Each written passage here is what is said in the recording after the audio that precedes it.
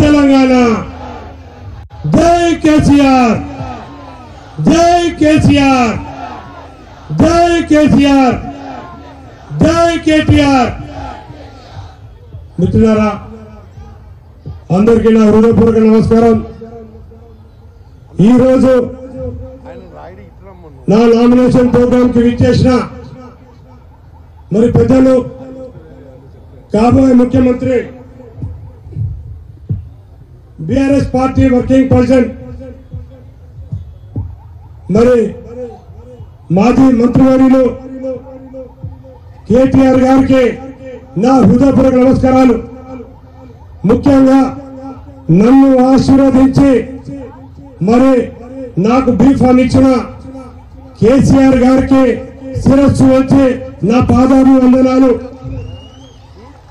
అలాగే మరి శాసన సభ్యులు మరి అందరు శాసన సభ్యులు కూడా పేరు పేరున వాళ్ళందరూ కూడా నన్ను ఒక తమ్ముడిలాగా నన్ను ఒక అన్నలాగా ఆశీర్వదిస్తున్నారు ముఖ్యంగా మరి మాజీ మంత్రివర్యులు టైగర్ మల్లన్న గారు కూడా నన్ను ఆశీర్వదించారు అలాగే మరి కృష్ణారావు కూకట్పల్లి ఎమ్మెల్యే గారు కూడా వారికి కూడా నా ప్రత్యేక ధన్యవాదాలు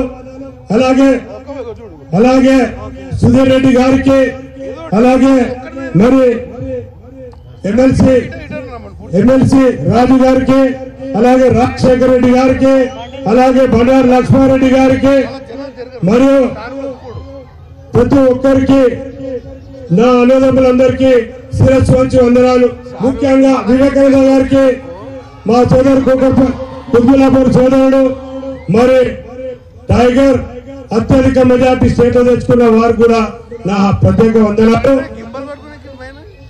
ముఖ్యంగా బీఆర్ఎస్ కుటుంబ సభ్యులందరికీ మీ అందరికీ నా హృదయపూర్వక నమస్కారాలు అలాగే ఉద్యమకారులు కూడా చాలా మంది ఉన్నారు వారికి నా వందనాలు మిత్రులారా మీ అందరూ తెలుసు మరి కేసీఆర్ సారు 14 సంవత్సరాలు మరి కష్టపడి తెలంగాణను తీసుకొస్తే మరి వారు 10 సంవత్సరాలు మరి ముఖ్యమంత్రిగా ఉన్నప్పుడు రాష్ట్ర అభివృద్ధి గురించి దేశమే చెప్పుకునే విధంగా మరి డెవలప్ చేయడం జరిగింది మీ అందరూ తెలుసు అలాగే మనము బీఆర్ఎస్ పార్టీ అలాగే కేసీఆర్ గారు ఏవైతే డెవలప్మెంట్ చేశారో అవన్నీ చెప్పుకుంటూ పోతే ఒక్క రోజులో సరిపోదు మిత్రులారా ముఖ్యంగా మన కేటీఆర్ గారు కూడా మరి మున్సిపల్ మంత్రిగా ఉండుకుంటూ మరి గ్రేటర్ హైదరాబాద్ ని ప్రపంచ దేశాలు కూడా చూసే విధంగా డెవలప్ చేశారు ఇవన్నీ డెవలప్మెంట్ ఇటువంటి మిత్రులారా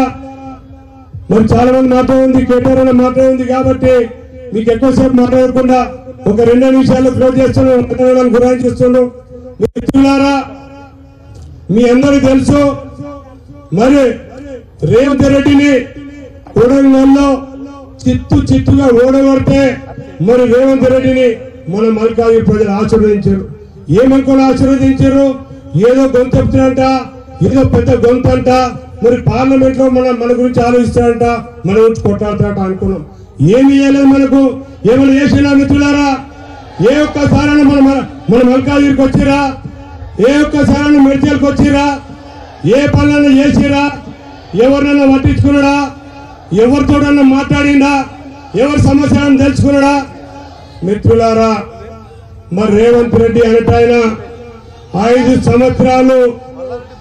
సంవత్సరాలు మన పైన కూర్చొని మరి 5 సంవత్సరాలు మనందరినీ కూడా ఏం చేసిందంటే మరి 5 సంవత్సరాలు మనతోటి ఉండుకుంటూ మరి ఆయన మనల్ని రొమ్ము పైన ఎడమ కాలుతోడి పోయి కొట్టి వెళ్ళిపోండి అని చెప్పి తెలియజేస్తున్నా మనందరూ రొమ్ముల పైన ఎడమ కాలుతోడు కొట్టిండు మనల్ని ఇన్సల్ట్ చేసిండు ఒక్క పని చేయలేదు మాయమాటలు మాట్లాడిండు మరి పోయి ముఖ్యమంత్రి కూర్చున్నాడు నోరి బుద్ధాబద్ధాలు మరి కాంగ్రెస్ పార్టీ గ్యారంటీల గురించి మాట్లాడుకుందాం ఏదో 6 గ్యారంటీలు అన్నారు వాటికి వారంటీ లేదు మిత్రులారా ఇంకొక విషయానికి వస్తే మరి కాంగ్రెస్ అభ్యర్థి ఎవరైతే ఉన్నారో సునీత మహేందర్ రెడ్డి గారు వాళ్ళందరి గురించి మనందరికీ తెలుసు మరి మన కేసీఆర్ సారు వాళ్ళందరికీ ఎన్నో దేవుళ్ళు ఇచ్చాడు వాళ్ళ ఇంట్లో అన్ని నౌకర్లు ఇచ్చారు ఎమ్మెల్యే పోస్ట్ ఇచ్చారు ఎమ్మెల్సీ పోస్ట్ ఇచ్చారు వాళ్ళ తమ్మునికి ఎమ్మెల్యే ఇచ్చారు, మరి అక్క కూడా మీ అందరు తెలుసు జడ్పీ చైర్పర్సన్ ఇచ్చారు. ఏం చేసింది ఈ రోజున ఒక్క అక్క ఏం చేసింది?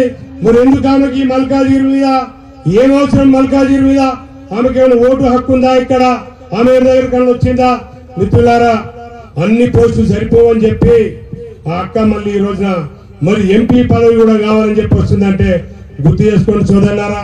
మరి ఇంకో విషయానికి వస్తే మరి మిత్రుడు మరి ఆయన ఏదో హుజూరాబాద్ లో ఏదో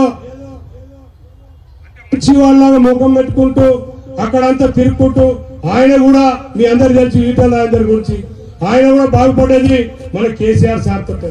మరి ఏదో అమాయక ముఖం పెట్టుకుంటూ మరి ఇక్కడ ఆశపడుతున్నాడు. మరి ఆయన ఆశ ఏంది? ఆయన ఎందుకు వస్తాడు? ఆయన ఎవరి ప్రజలను కలిసిండు? మరి ఆయన 160 కిలోమీటర్ల దూరంలో ఉంటున్నాడు. హుజూరాబాద్ నుంచి వెళ్ళి ఆయన ప్లాన్ వేసుకున్నాడు, చిన్న హెలికాప్టర్ కొనుక్కున్నాడట. ప్రజలందరికీ మోసం చేయొచ్చు, మరి రేవంత్ రెడ్డి మోసం చేసిండు, నేను కూడా మోసం చేస్తా, చిన్న హెలికాప్టర్ లో వచ్చి ప్రజలందరికీ హాయ్ హాయ్ చెప్పి తర్వాత బాయ్ బాయ్ చెప్పి వెళ్ళిపోతాడట. మిత్రులారా మీ అందరు తెలుసు, మరి ఆయన గురించి అందరు తెలుసు. ఈ మధ్యన ఉప్పల్లో మరి ఈటల రాజేందర్ గారు ఆయన భూ ఆక్రమణల గురించి అందరికి తెలుసు. మరి హుజూరాబాద్ లో ఆయన భూములు ఆక్రమిస్తే మరి నేను గెలిపియొద్దని చెప్పి మొన్న మధ్యన మన ఉప్పల్లో ప్రెస్ క్లబ్ లో మీటింగ్ పెడితే వాళ్ళ గుండాలతో కొట్టించాడు. మిత్రులారా మీ అందరు తెలిసిన విషయమే. ఇవన్నీ చెప్పుకుంటూ పోతే వాళ్ళు అక్కడ ఆయన చెల్లెని పైసా హుజూరాబాద్ లో చెల్లెని వాడు ఇక్కడ నీకు వెళ్తాడు, ఇక్కడ చెల్లె ప్రసక్తే లేదు. కాబట్టి మిత్రులారా మీ అందరినీ చూస్తుంటే, మీ ఆశీర్వాదం చూస్తుంటే నన్ను తప్పక మీరు ఎంపీ గెలిపిస్తారని చెప్పి నాకు నమ్మకం వచ్చింది. మిత్రులారా